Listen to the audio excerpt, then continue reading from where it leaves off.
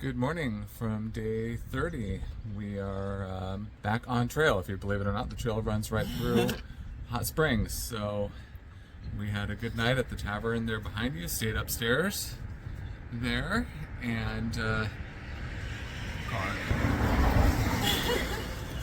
so we just had a big breakfast at the Smoky Mountain Diner. We missed breakfast yesterday. It was so big. Well, I could barely even eat like a third of what I had.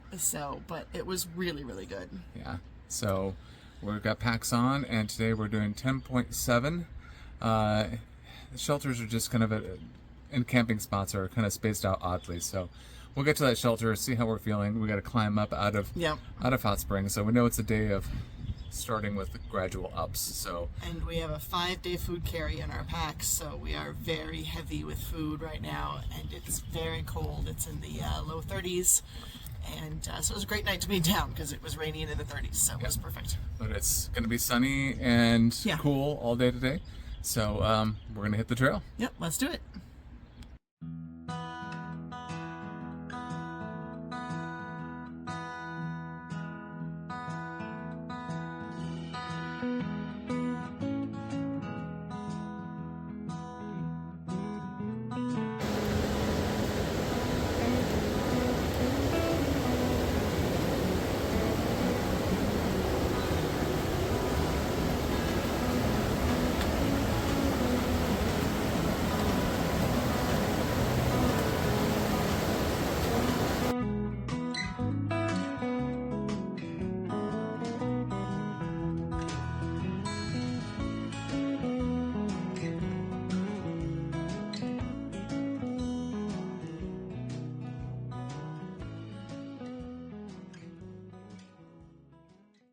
Alright, about 2.5 miles in to the hard climb out of Hot Springs.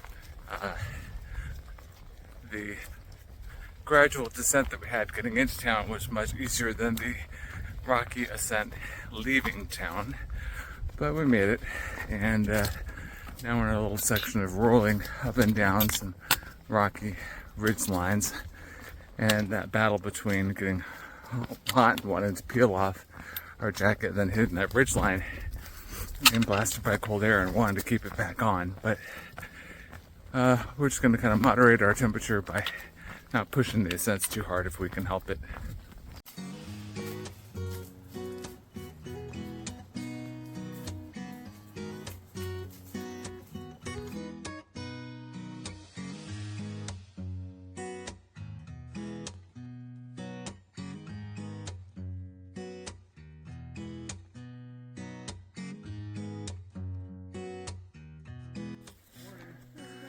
It's a dammed pond in the middle of the woods.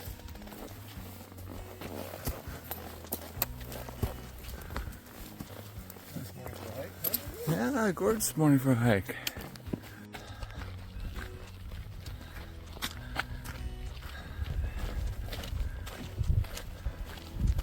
A rare bit of road walking.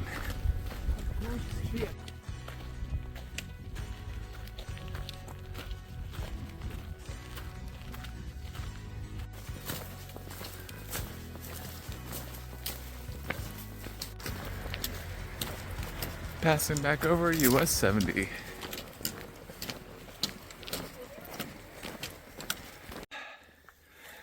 We ran across some trail runners, a lot of them suspiciously, and they were kind of like, we heard them ahead of us, and there was a whole bunch of these vans, like the camper vans and other vans, and we're like, is that trail magic? But it was the end of their finish line, and they were doing a training for run to support cystic fibrosis.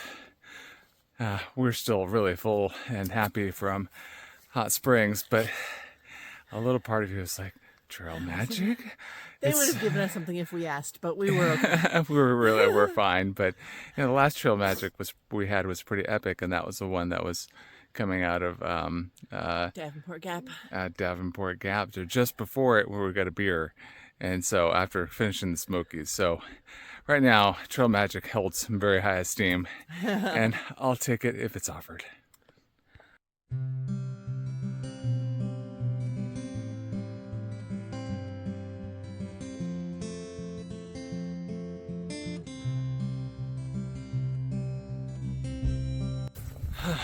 Climbed up and over one mountain, no real views.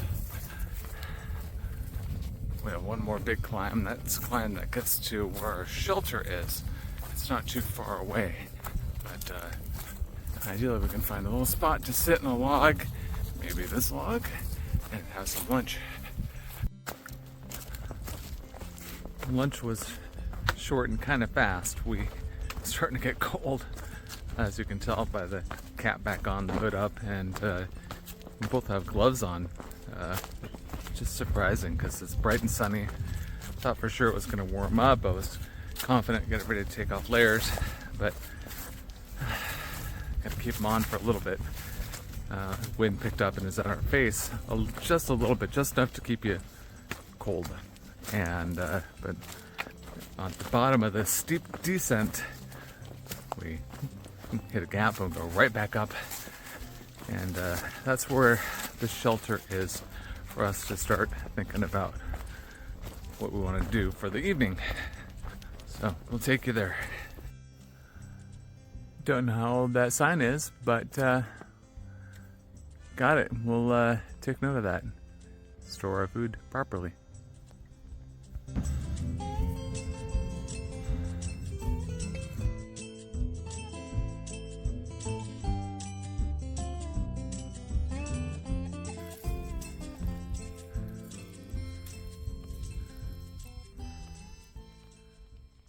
Well, we made it to the Spring Mountain Shelter, and it's like 2:45, and we really looked it far out, and there was another trail crossing about 2 miles north, but there may not be water there. This is shelter here. There's actually a privy here. I'll talk more about why that surprises me in a minute. But so the pack weight has really gotten to us both today, and it's been a big elevation day. So we're gonna call it and put our tent right here. Et voila.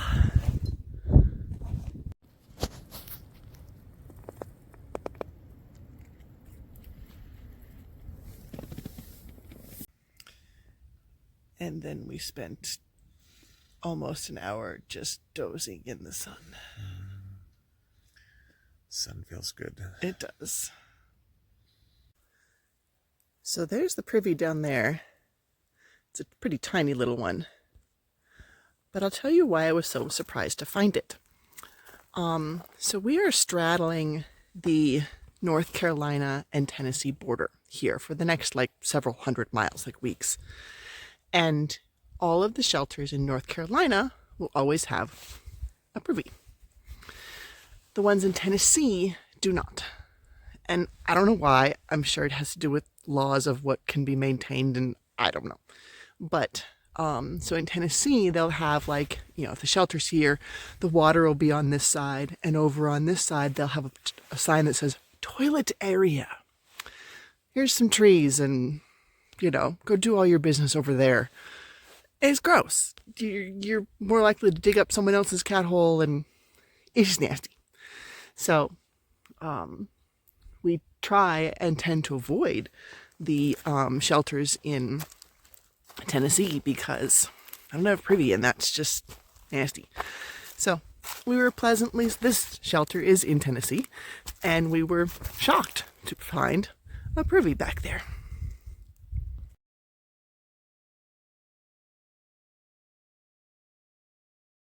Trail Angel, I have a Trail Angel poem. I think you should say your poem. I can do it. I developed it on all the boring walks that I've made to these various shelters all up and down between here and Maine. You never know I'm going to show up. But, well, here it goes. I am a trail angel. The forest I roam. What some would call wilderness, I call home. I travel the trail, my back loaded down, looking to see if hikers are around. I come down the trail to deliver my goods. I come to your shelters, to y'all's neighborhoods. And when at your shelters, I see you at last. I open my pack and feed you right fast. I give you home cooking, I even give beer. But what I give best is Trail Angel cheer.